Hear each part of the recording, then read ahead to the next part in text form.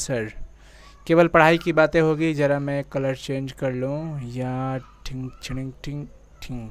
चलिए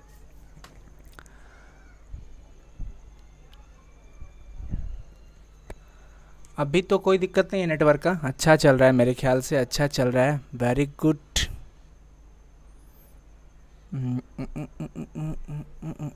हाँ, जब किसी वस्तु को आवेशित किया जाता है तो उसका द्रव्यमान क्या होता है? When an object charged then its मास।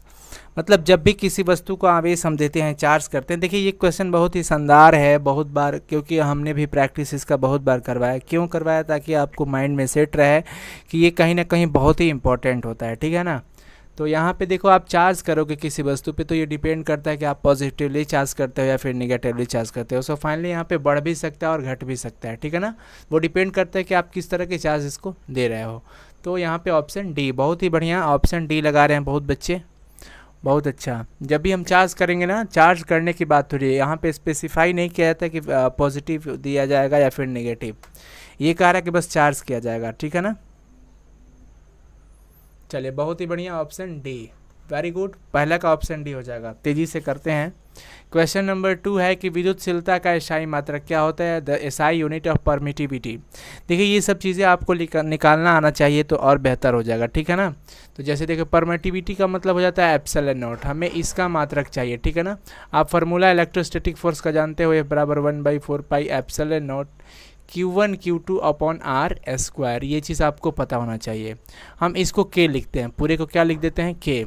तो F बराबर हमारा हो जाता है K Q1 Q2 upon R square, होता है कि नहीं होता है? ये चीज़ होता है ना। तो आप K बराबर निकाल लेते हो तो आ जाता है कि F R square upon Q1 into Q2। घबराएंगे नहीं, एक्सप्लेनेशन के साथ चलते हैं हम लोग। तो K का यूनिट पहले निकाल लेते हैं। तो K का यूनिट निकालते हैं तो F का हो जाता है आपका न्यूटन, आर का होता है metre square upon Q1 Q2 का हो जाता है कूलम्ब स्क्वायर, यानी फाइनली न्यूटन मीटर स्क्वायर प्रति कूलम्ब स्क्वायर हो गया। अब देखो रिलेशन हम निकालते हैं के वाला में, तो के बराबर क्या हो जाता है? 1/4 पाई एप्सिलॉन नॉट होता है ना। तो हम एप्सिलॉन नॉट निकालेंगे ना तो 1/4 पाई के आ जाएगा, और ये तो कांस्टेंट है ना, तो जनरली 1/k बचा। तो के का यूनिट का हम अगर इन्वर्स कर देंगे, के के यूनिट का इन्वर्स उल्टा कर देंगे तो हमारा के का यूनिट निकल जाएगा ना, 1/k कर देना है। तो के का यूनिट आ जाता है न्यूटन, तो इस पे न्यूटन का इन्वर्स हो जाएगा। मीटर स्क्वायर है तो मीटर पे -2 लग जाएगा, और कूलम पे -2 है तो +2 हो जाएगा। तो देखो तो पहला वाला ऑप्शन ए हो जाएगा। बहुत बच्चों ने ए लगा दिया, वेरी गुड, 2 का ऑप्शन ए सही हो जाएगा, ठीक है। और तरीका क्या है निकालने का, ये हमने आपको बता दिया। सो फाइनली यहाँ पे न्यूटन इन्वर्स मीटर है, मीटर, ये मीटर है, ध्यान रखना मेरे भाइयों, और ये कूलम का स्क्वायर, ठीक है ना। कोई दिक्कत नहीं होना चाहिए। क्वेश्चन नंबर 2 का ए, वेरी गुड, बहुत ही बढ़िया, एक्सीलेंट स्टूडेंट्स। यहाँ पे 2 का ऑप्शन ए करेक्ट होगा। ध्यान रखिएगा, परमिटिविटी की बात हो रहा है, विद्युतशीलता। और आपको पता हो ना कि विद्युतशीलता होता क्या है? विद्युतशीलता क्या होता है? किसी पदार्थ का वह गुण जो उस पदार्थ में विद्युत क्षेत्र उत्पन्न किए जाने पर उस पदार्थ द्वारा प्रदर्शित विरोध की माप को बताता है। इंग्लिश से अगर बात करते हैं तो permittivity is the property of substance that gives a measure of the resistance exhibited by that substance when an electric field is generated in that substance। एक गुण होता है विरोध करने का, ठीक है ना। तो चलिए 2 का एक करेक्ट होगा, बहुत ही बढ़िया, वेरी गुड। सर हिंदी नहीं हो पाया, सॉरी भाई, क्षमा चाहते हैं, बिकॉज नेटवर्क डिस्कनेक्ट हो गया। अभी तो हम लोग मौसम में आई थी पढ़ने वाले ही, मतलब कि तैयारियां पूरी तरह से कंप्लीटेड, एक्शन चल रहा था उसी का, पर नेटवर्क भाग गया, क्या करें। अच्छा घबराने को नहीं, हम है ना, टेंशन नहीं लेने को।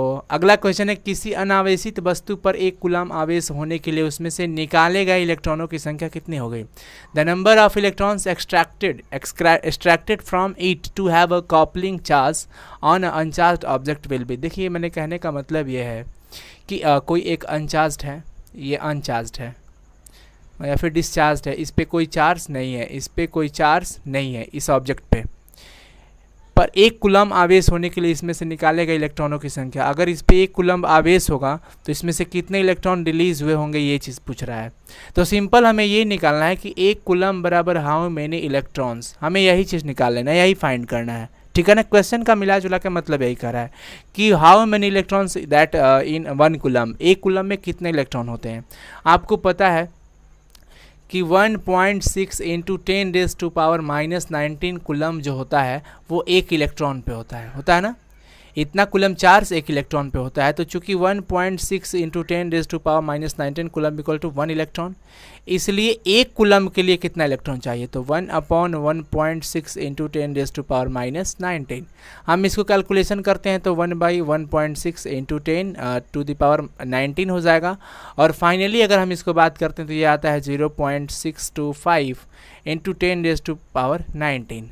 अगर 10 से ये अगर करते हैं हम फाइनली तो यहाँ पे कैलकुलेशन कर देते हैं 625 पॉइंट में आ जाएगा गुना 10⁻18 इलेक्ट्रॉन, यानी कि इतने इलेक्ट्रॉन हमें चाहिए जो कि हमें यहाँ पे फाइनली ऑप्शन ए में दिखाई दे रहा है। ठीक है ना, बहुत ही बढ़िया, 3 का ए हो जाएगा।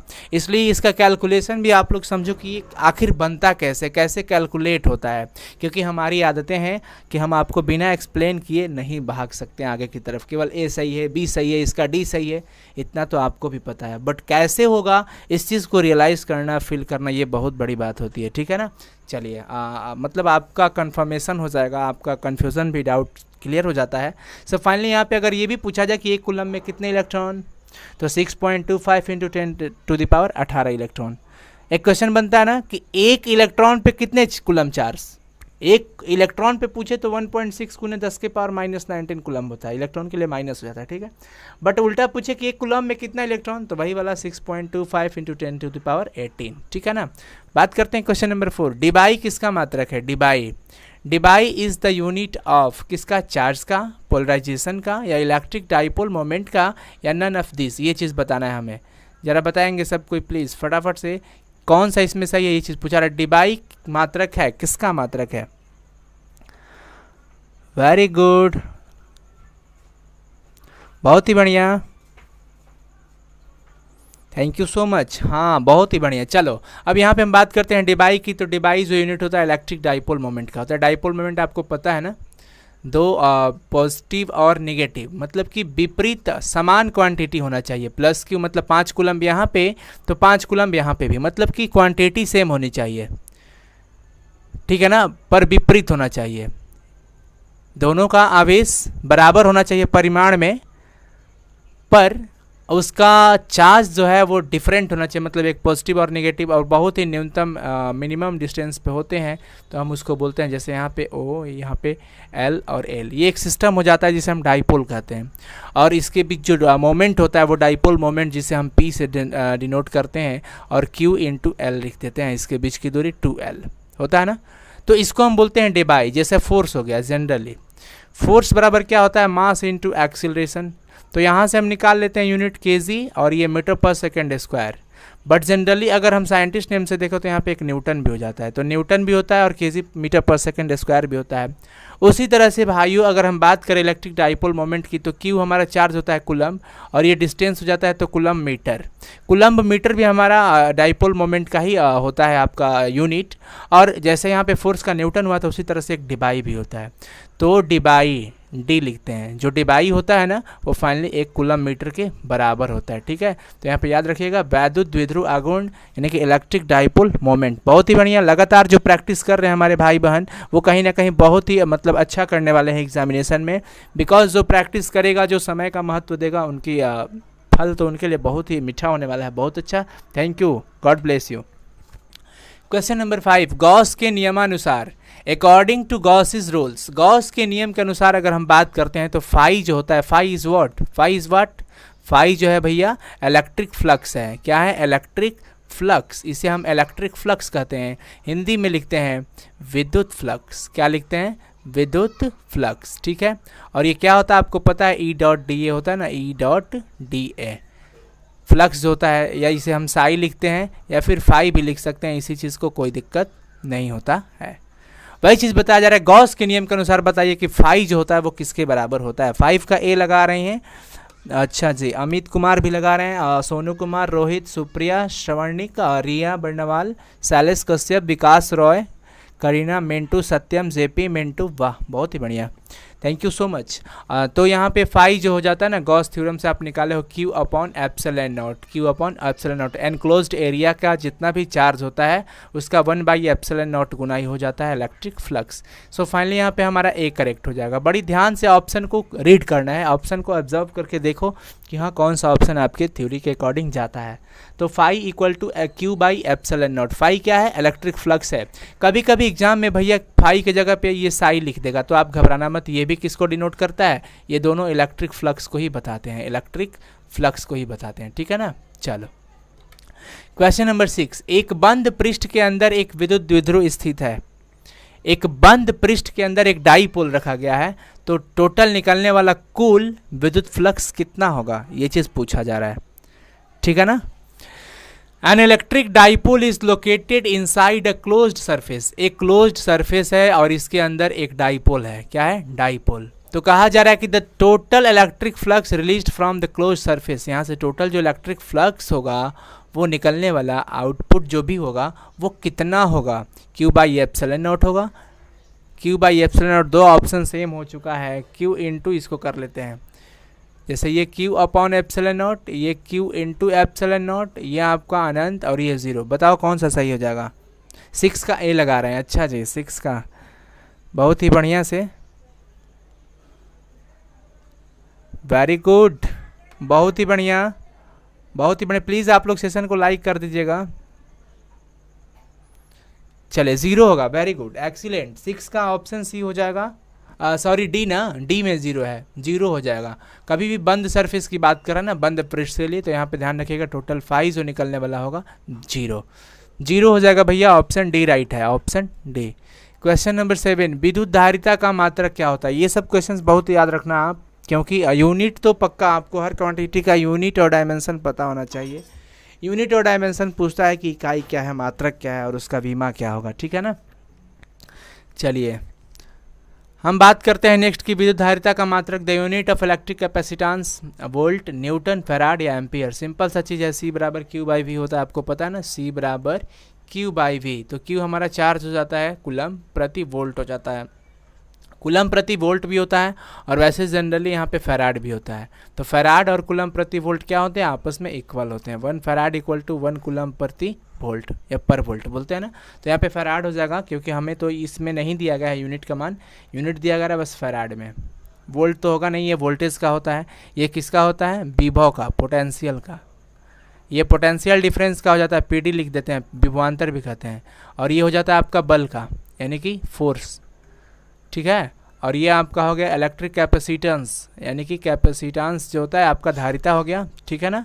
और ये आपका हो जाता है इलेक्ट्रिक करंट का, किसका, इलेक्ट्रिक करंट, यानी कि विद्युत धारा का। कोई दिक्कत नहीं होना चाहिए, हम लोग का फाइनली यहाँ पे करेक्ट ऑप्शन सी हो जाएगा, बहुत ही बढ़िया। बात करते हैं क्वेश्चन नंबर 8, यदि यहाँ पे कह रहा है कि दो आवेशित वस्तुओं को जोड़ने पर उनके बीच विद्युत धारा प्रवाहित नहीं होती, कब कब विद्युत धारा प्रवाहित नहीं होगा, कब इलेक्ट्रिसिटी फ्लो नहीं करेगा दो ऑब्जेक्ट को जब कनेक्ट करेंगे, किस कंडीशन में, जब उन दोनों के चार्ज सेम हो, या फिर दोनों के कैपेसिटेंस सेम हो, या फिर दोनों के पोटेंशियल सेम हो, या फिर रेजिस्टेंस सेम हो। जैसे मैंने दो, अगर यहाँ पे है वस्तु है, हमने इसे कनेक्ट किया, क्या किया, कनेक्ट कर दिया। आफ्टर कनेक्शन यहाँ पे कहा जा रहा है कि यहाँ पे विद्युत धारा इसमें प्रवाहित नहीं होगी, फ्लो नहीं करेगा, कब, जब इन दोनों के चार्ज सेम हो जाए, चार्ज सेम हो जाए तब, या फिर कैपेसिटेंस सेम हो जाए, या फिर पोटेंशियल डिफरेंस सेम हो जाए, या फिर रेजिस्टेंस सेम हो जाए। क्या हो जाएगा, किस कंडीशन में वो इलेक्ट्रिसिटी फ्लो नहीं करेगा, सेम पोटेंशियल। प्रिया कुमारी का सही जवाब, वेरी गुड डियर स्टूडेंट्स। संकेत कुमार भी सी लगाया, बहुत बढ़िया। ऋतुराज भी सी लगा रहे हैं। मंजीत कुमार का भी सही जवाब है, बहुत ही बढ़िया भाई। हिमांशी लता का भी सी, आशीष कुमार ने भी सी लगाया, हर्षित कुमार ने भी सी लगाया, मोहित कुमार जदुवंशी भी सी, मंजीत कुमार सी, मिथिलेश आर्या सी लगा रहे हैं, विकास सी लगा रहे हैं, अलका कुमारी भी सी। वेरी गुड, वाह क्या बात है, दिल जीत गए आप लोग। चलो बहुत ही बढ़िया, वेरी गुड, ऑप्शन सी होगा। अच्छा पता है ऐसा क्यों होने वाला है, ऐसा सेम पोटेंशियल में आखिर क्यों ऐसा होता है कि वहाँ पे इलेक्ट्रिसिटी फ्लो नहीं करता है, बिकॉज जैसे मान लो कि इसका ये V1 और V2, ठीक है, तो मैंने जब कनेक्ट किया तो इसका जो ये बराबर हो गया, तो V1 बराबर V2 हो गया। हम ऐसा लेकर के चला ना कि सेम पोटेंशियल है, तो आखिर ऐसा होता क्या है, क्योंकि जब आप पोटेंशियल डिफरेंस निकालते हो तो आप इन दोनों का अंतर निकाल दो V1 माइनस V2 या फिर V2 माइनस V1 भी करोगे, बिकॉज सेम है, तो क्वांटिटी या वैल्यू कितना आ जाता है 0। तो पोटेंशियल डिफरेंस जब जीरो है तो कहाँ से करंट बनेगा? करंट बनाने के लिए पोटेंशियल डिफरेंस जो होना चाहिए ना, विभवांतर जो होना चाहिए, वो कुछ वैल्यू होना चाहिए, बट यहाँ पे कोई वैल्यू नहीं मिल पा रहा है, आपको जीरो मिल रहा है। तो जीरो क्योंकि हमें कहा जा रहा है कि विद्युत धारा प्रवाहित नहीं होनी चाहिए, electric current does not flow होना चाहिए ना, यानी फ्लो नहीं करना चाहिए। तो फाइनली यहाँ पे सेम पोटेंशियल के कंडीशन में ही इलेक्ट्रिसिटी फ्लो नहीं करेगी, तो सी हो जाएगा, ऑप्शन सी इज राइट। बात करते हैं 1 माइक्रोफैराड बराबर कितना फैराड होता है, ये चीज़ हमें बताना है। इलेक्ट्रिसिटी कैपेसिटेंस का ये क्वेश्चन बनता है। मेरा रिप्लाई नहीं जा रहा है क्या? बोलिए ना अंशु रानी। अच्छा जी, रिप्लाई सबका आ रहा है, मतलब हम आप लोग का ये देखते रहें या फिर पढ़ाएं, हमको समझ नहीं आता है। और एक मैसेज को इतना बार कॉपी पेस्ट करना, अरे वाह वाह क्या बात है। अंशु रानी हो गया आपका मैसेज, मैं देख लिया। सर मेरा नाम नहीं लेते हैं, राहुल कुमार राधे। नाम देखो बाबू, सबको दिल में बसा लिए हैं, इस 12 सेंटीमीटर की छोटी दिल है और सबको बसा लिए हैं हम। तो केवल नाम लेते रहे तो फिर स्टडी आपकी कैसे होगी? फिर आप ही मुझे बाद में बोलोगे कि क्या सर आपने टाइम वेस्ट कर दिया केवल नाम लेकर के, कोई क्वेश्चन कंप्लीटेड नहीं हुआ। 9 का ए, करीना सिंह, अमन सिंगर, मिथिलेश आर्या, सुनील गुप्ता। वाह वाह वाह क्या बात है, वेरी गुड, एक्सीलेंट डियर। जो यहाँ पे प्रैक्टिस में लगे हुए हैं ना, जिनको कुछ वाकई में सीखना है, बहुत अच्छा लग रहा है, थैंक यू, बहुत बढ़िया। 9 का ऑप्शन ए करेक्ट होगा, 10⁻⁻⁶ फैराडे। ध्यान रखिएगा माइक्रो फैराडे बराबर हो जाता है 1 माइक्रो फैराडे बराबर। अगर 1 पिको फैराडे की बात करेगा भैया तो 10⁻⁻12 फैराडे कर देना, ठीक है। अगर पिको पूछेगा ना, पिको फैराड, तो 10⁻12 फैराड रखना याद। और अगर माइक्रो फैराड बोले, ये माइक्रो फैराड है बाबू, तो 10⁻⁻6 फैराड। सो फाइनली यहाँ पे माइक्रो फैराड की बात हुई है, माइक्रो फैराड की, तो हम यहाँ पे ऑप्शन ए करेक्ट करेंगे। बहुत ही बढ़िया। बात करते हैं यहाँ पे 10 नंबर, प्रतिरोध का मात्रा क्या होता है? The unit of resistance. कहोगे क्या सर इतना आसान क्वेश्चन? छोटा घाव कभी कभी बड़ा दर्द देता है, और ऐसे क्वेश्चन में बच्चे बहुत ही एक्साइटेड हो जाते हैं और गलत भी लगा के निकल जाते हैं। तो ऐसा नहीं होने देना है, हर चीज़ों को, किसी भी चीज़ों को ना छोटा समझना है ना बड़ा समझना है, अपना प्रैक्टिस सेट समझ करके आगे की ओर बढ़ना है।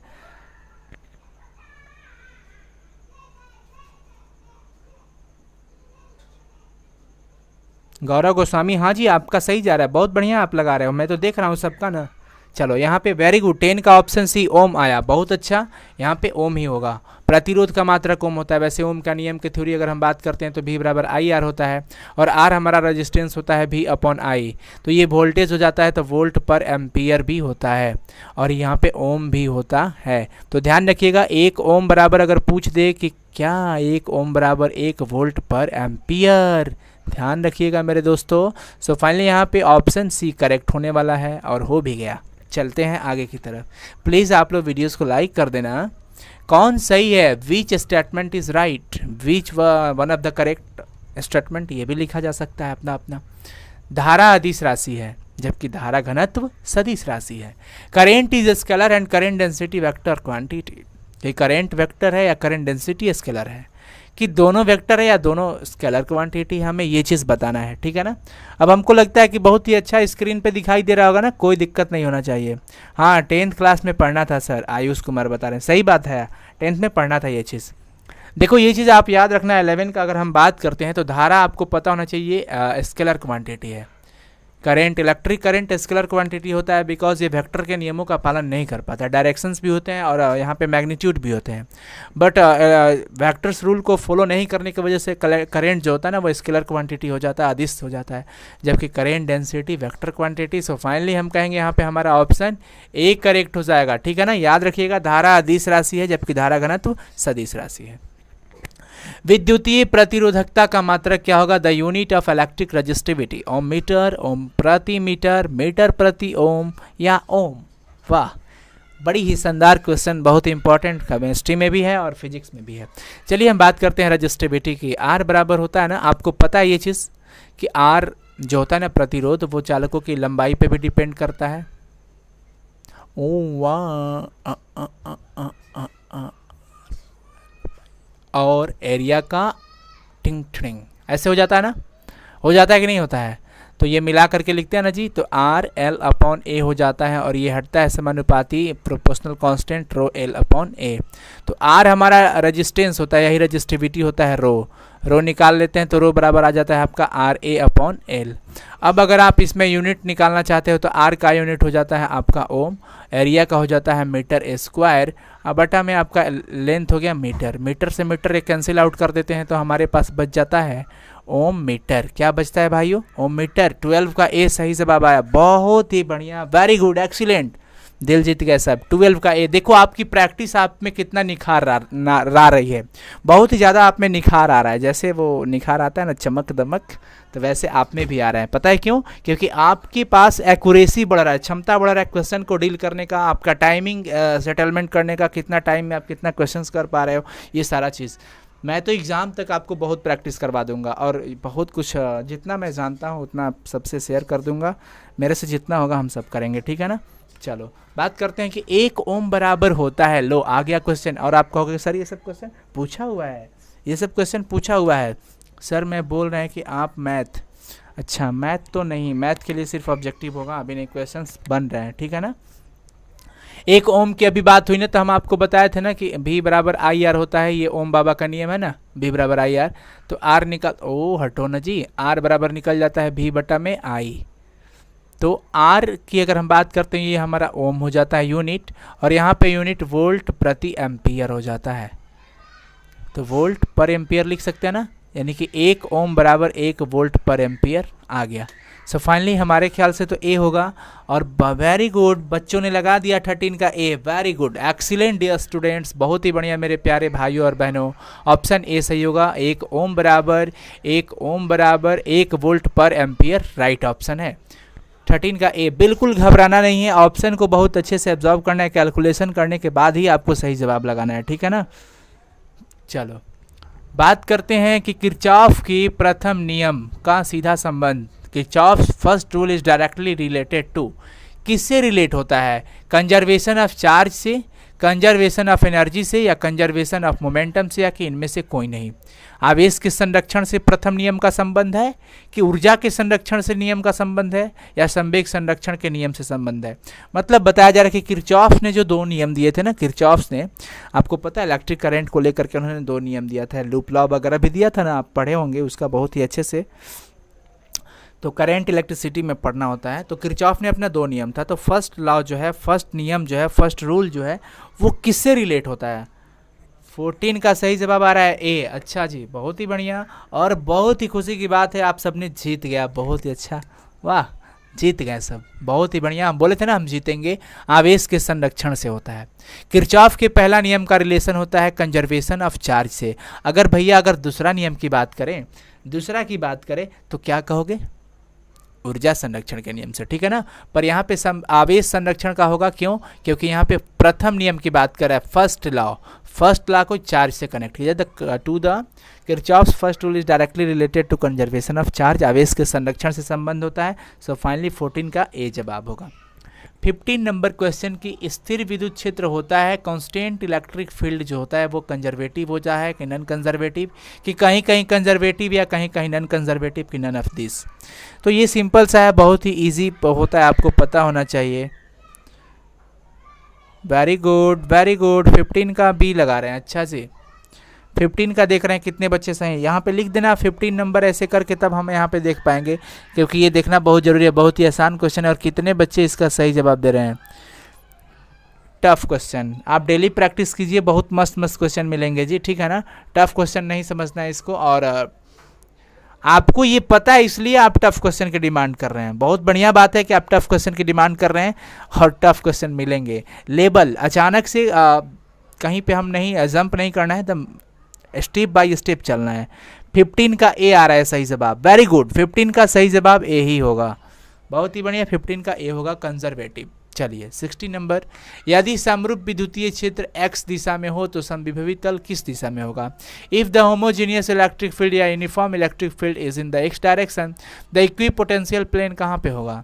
तो सिंपल सा, अगर x डायरेक्शन में है ना, x प्लेन में है, अगर x डायरेक्शन में है आपका क्या विद्युतीय क्षेत्र इलेक्ट्रिक फील्ड, तो पोटेंशियल इक्विपोटेंशियल अगर प्लेन पूछे तो x को छोड़ दो, y z लगा लो, अगर x में है तो y z हो जाएगा, क्या हो जाएगा? y z तल हो जाएगा, y z प्लेन में हो जाएगा। 16 का सही जवाब आपका क्या हो जाएगा? बी हो जाएगा, ठीक है ना, घबराना नहीं है। आपको ये पता है इसलिए आप इसे इजी बोल रहे हो। भगवान करे आप हर क्वेश्चन को इजी बोल दो, ठीक है ना, क्योंकि आपकी कंसेप्ट और क्लियरेशन इतनी बढ़िया से हो ना कि आप हर क्वेश्चन को इजी बोलो, बहुत खुशी होती है सुन करके।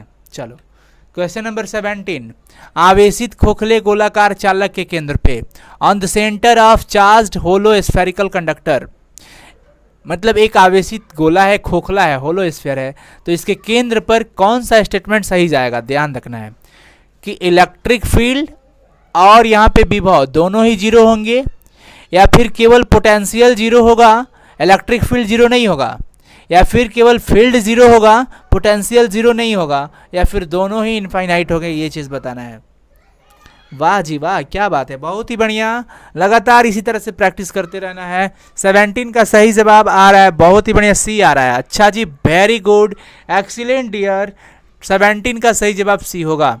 विद्युत क्षेत्र यहाँ पे जीरो हो जाता है पर विभव जीरो नहीं होगा। हमेशा याद रखिएगा कि जब आवेशित खोखला गोला हो और सेंटर की बात करें तो सेंटर पे यहाँ पे इलेक्ट्रिक फील्ड तो जीरो हो जाएंगे, but voltage not equal to zero. तो हमारा ऑप्शन सी राइट है।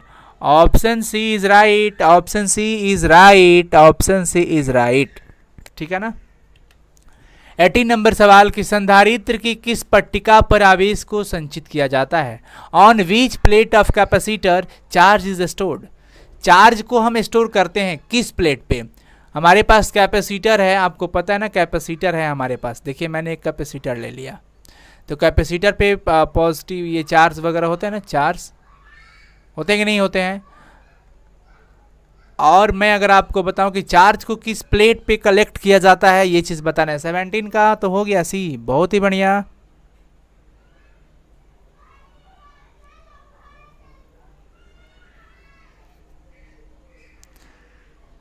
सर आप सरस्वती विद्या मंदिर से रीड किए हैं, सरस्वती माँ की कृपा से रीड किए हैं हम। चलो कोशिश है जितना जानता हूँ बस आप लोगों से शेयर कर दूँ, क्योंकि आप सब हमारे भाई। हाँ संग्राहक पे, वाह, कलेक्टर पे ना, कलेक्ट किया जा रहा है तो संग्राहक पे हो जाएगा। वेरी गुड, बहुत ही बढ़िया, कलेक्टर हो जाएगा। और अभी मैं थोड़ी देर के बाद आपको बताने वाला हूँ कि किसको कलेक्टर कहते हैं और किसको कंडेंसिंग कहते हैं। वैसे आपको पिछले सेशन में हम बताए भी थे। संधारित्र कितने प्रकार के होते हैं? How many types of capacitor? अपने अकॉर्डिंग बताओ, पठित पाठ के आधार पर बताओ। बहुत ही बढ़िया, प्रैक्टिस करो, डेली प्रैक्टिस होना चाहिए, डेली प्रैक्टिस होना चाहिए। बताओ 18 का सही जवाब हो गया। वेरी गुड, बहुत ही बढ़िया, एक्सीलेंट डियर स्टूडेंट्स। बात करते हैं संधारित्र कितने प्रकार के होते हैं, how many types of capacitors. Sir मेरा मैसेज शो नहीं कर रहा है क्या? सतीश कुमार कर रहा है जी, सबका कर रहा है। 19 का देख रहे हैं कितने लोग सही जवाब लगा पा रहे हैं। यस सर, आप सासाराम से हैं क्या? नहीं, सासाराम से तो नहीं है। 19 का बी, वाह अच्छा जी। और बच्चे 19 का सी लगा दिए रियान दी कुमार। अच्छा 19 का ए लगा रहे हैं आनंद कुमार। सर आप बहुत अच्छे टीचर हैं। अरे वाह, थैंक यू सो मच। चलिए बस आप लोग का प्यार बना रहे, और तो कोशिश तो करते हैं। वैसे सारे टीचर्स बेस्ट होते हैं, कोई ख़राब नहीं होता, सब कोई बेस्ट होता है, अपना अपना वे होता है। 19 का सी होगा। वेरी गुड, बहुत ही बढ़िया, 19 का सही जवाब सी। देखो कैपेसिटर की हम बात करते हैं ना, कैपेसिटर 3 तरह के हो जाते हैं। एक आपको पता है ना, आपका हो जाता है गोलीय वाला, और एक पैरेलल वाला हो जाता है, और एक आपका बैलेंस सिलेंड्रिकल हो जाता है। गोलीय संधारित्र, समांतर संधारित्र, और एक होता है बेलनाकार। यानी फाइनली एक स्फेरिकल हो जाता है, आपका स्फेरिकल होता है ना जी, और एक होता है आपका पैरेलल हो जाता है, और फिर एक आपका सिलेंड्रिकल हो जाता है। तो 3 तरह के हमारे पास कैपेसिटर होते हैं, ध्यान रखना, गलती मत करना आगे से, ठीक है ना। तो 19 का सी हो जाएगा, यानी कि 3। क्वेश्चन नंबर 20, यहीं पे हम आपको कैपेसिटर के बारे में बता देंगे कि जो पट्टिका भूधृत रहती है उसे क्या कहते हैं। The plate which is connected to the earth is called. जो अर्थ से कनेक्ट रहते हैं प्लेट कैपेसिटर का, संधारित्र का वैसा प्लेट बताओ जो अर्थ से कनेक्टेड रहता है, जिसका सीधा सीधा कनेक्शन हमारी पृथ्वी से होती है। उस प्लेट को हम क्या कहते हैं भाइयों? Spherical, parallel and cylindrical. Very good, 19 का C finally. Yes Vicky, very good, thank you so much, your teaching trick is very very good sir. Riya वाह, वाह, thank you so much, love you all dear students. आप लोग बहुत आगे बढ़ो, खूब मन लगा के पढ़ो, तरक्की करो, सफलता आपको मिले, ठीक है ना। 20 का ए आ रहा है। वेरी गुड, 20 का ए आ रहा है, 20 का बी भी आ रहा है, सी और डी। संदीप शर्मा सर वैसे आप कहाँ से हैं? देखिए क्या हम बताएं कहाँ से है? हम पृथ्वी पे रहते हैं आप सब भी पृथ्वी पे रहते हो, हम सब भाई बहन है, ठीक है। हम आपके घर से हैं, आपके परिवार से हैं। चलो, कंडेंसिंग प्लेट, विकास कुमार ने लगाया सही जवाब, यहाँ पे ऑप्शन बी होगा। देखिए हम अब फाइनली आपको बता रहे हैं कि ये दो प्लेट अगर होते हैं ना, तो ये जो प्लेट अर्थ से कनेक्टेड होती है, अर्थ से कनेक्टेड होती है ना, अर्थ से, उसको हम क्या बोलते हैं? कंडेंसिंग प्लेट, अर्थ वाली। और ये हमारा हो जाता है कलेक्टर, जहाँ पे हम चार्ज देते हैं, क्या हो जाएगा? कलेक्टर। और इस प्लेट को हम कहते हैं कंडेंसिंग। कंडेंसिंग का मतलब क्या हो जाता है भैया? संघनक पट्टिका। कौन सी पट्टिका? संघनक पट्टिका। और ये हमारा हो जाती है संग्राहक पट्टिका। याद रखना, जिसपे आवेश को संचित किया जाता है उसे संग्राहक पट्टिका कहते हैं। और जो हमारे ये अर्थ से कनेक्शन है ना, ये अर्थ दिखाया जा रहा है, तो इसको हम बोलते हैं संघनक पट्टिका। सो फाइनली हमारा यहाँ पे बी हो जाएगा। तो अब हम आपको बता भी दिए कि संग्राहक पट्टिका किसे कहते हैं और संघनक पट्टिका किसे कहते हैं। समझ में आ गया ना? बहुत ही बढ़िया। यहाँ पे 20 का राइट ऑप्शन बी हो जाएगा। सर इलेक्ट्रोकेमिस्ट्री का नोट्स चाहिए, ठीक है मिल जाएगा, टेंशन मत लीजिए। टेलीग्राम ज्वाइन कर लीजिए, आपको हम होल केमिस्ट्री का नोट्स दे देते हैं, कल परसों में डाल देंगे। विद्युत वाहक बल की बीमा क्या होती है? डायमेंशन ऑफ इलेक्ट्रोमोटिव फोर्स की बात हो रही है ना। विद्युत वाहक बल की बीमा, इलेक्ट्रोमोटिव फोर्स बराबर क्या होता है भाइयों? ई बराबर क्या हो जाता है आपको पता है ना? W/Q। W/Q। What is W? W is work done हो जाता है, Q इज द चार्ज हो जाता है। यानी वर्क डन की हम बात करते हैं, हमें डायमेंशन चाहिए ना, हमें बीमा चाहिए ना, तो बीमा वर्क का हो जाता है ना, आपको पता होना चाहिए, mL2T-2 बटा में ये Q जो होता है चार्ज, Q बराबर चार्ज बराबर होता है AT, हटो ना, AT को आप IT भी लिख सकते हो, AT लिखो या फिर क्या लिख दो, IT, ठीक है ना। तो अब हम निकालते हैं अगर, तो mL2 T, ये -2 है और एक ये वाला T यहाँ पे जाएगा ना, तो ये फाइनली -3 हो जाएगा। और A जब ऊपर जाएगा तो ये -1 का फॉर्म ले लेगा, mL2T-3 A-1। इसलिए कभी भी डायमेंशन रट्टा नहीं मारने को। डायमेंशन और हमारे ख्याल से यूनिट जो होते हैं, बीमा होते हैं, उससे अगर हम अच्छी तरह से कंसेप्ट वाइज समझ ले, निकालना सीख जाए तो द बेस्ट रहता है। तो यहाँ पे हमारा A हो जाएगा। देखो ए नहीं, सॉरी यहाँ पे डी ना, mL2T-3 A-1। फाइनली यहाँ पे हमारा डी ऑप्शन सही जा रहा है, ठीक है ना। और बच्चों ने लगा दिया, वेरी गुड, बहुत ही बढ़िया। 21 का डी, किरचॉफ के द्वितीय नियम का सीधा संबंध। देखिए सब्जेक्टिव पढ़ना आपका काम है भैया, सब्जेक्टिव आप पढ़ो, बहुत ही अच्छे से हो जाएगा। समझ में आया ना?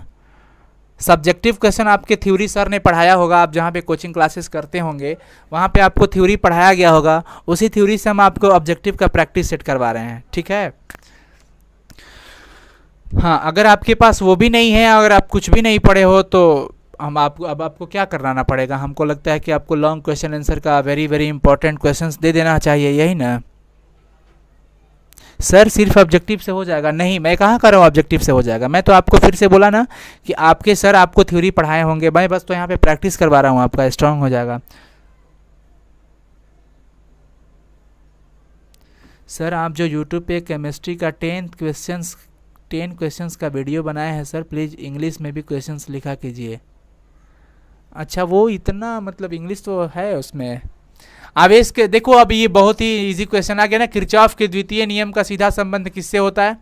अब 22 का सही जवाब तो दे दोगे ना, ऊर्जा के संरक्षण से है, to conservation of energy. Very good, बहुत ही बढ़िया, वेरी गुड। 22 का बी होगा। क्यों बी होगा? अगर पूछता फर्स्ट लॉ, तो प्रथम जो नियम होना है, पहला नियम, किरचॉफ का पहला नियम का सीधा संबंध आवेश संरक्षण से होता है। किससे होता है? आवेश के संरक्षण से होता है, आवेश के संरक्षण से, ठीक है। और अगर बात करता है भैया द्वितीय नियम का, सेकेंड लॉ का, तो द्वितीय नियम अगर होगा तो उसके लिए हमें याद रखना है ऊर्जा के संरक्षण से। किसके? ऊर्जा के संरक्षण से। समझ में आया? कोई दिक्कत नहीं होना चाहिए। चलो क्वेश्चन नंबर 22 का भी। 23, व्हीट स्टोन ब्रिज के लिए संतुलन की स्थिति में क्या होगा? In the state of equilibrium for the wheat stone bridge. Wheat stone bridge की अगर हम बात करें, व्हीट स्टोन ब्रिज की, तो कौन सा यहाँ पे ऑप्शन करेक्ट जाने वाला है?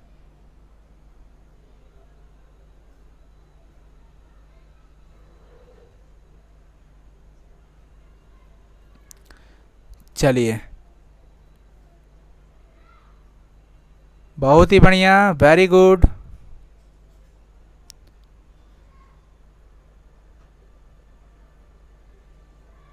हाँ जी गौतम कुमार, चलिए बहुत ही बढ़िया, वेरी गुड। यहाँ पे Ig बराबर 0 हो जाएगा। Ig क्या होता है? वो गैल्वेनोमीटर का करंट होता है। I फॉर करंट और G फॉर गैल्वेनोमीटर, ठीक है ना। तो Ig बराबर क्या होना चाहिए? 0। संतुलन की स्थिति में Ig का वैल्यू क्या होना चाहिए? 0। 23 का ऑप्शन ए हो जाएगा। 24 नंबर क्वेश्चन, वान डी ग्राफ जनरेटर एक मशीन है जो उत्पन्न करता है। वान डी ग्राफ जनरेटर क्या करता है? आपको पता होना चाहिए। वान डी ग्राफ जनरेटर एक ऐसा मशीन होता है जो कि बहुत ही ज़्यादा लाखों का वोल्टेज देता है, कई लाख वोल्ट का विभवांतर, voltage of several lakh volts देता है कि नहीं देता है।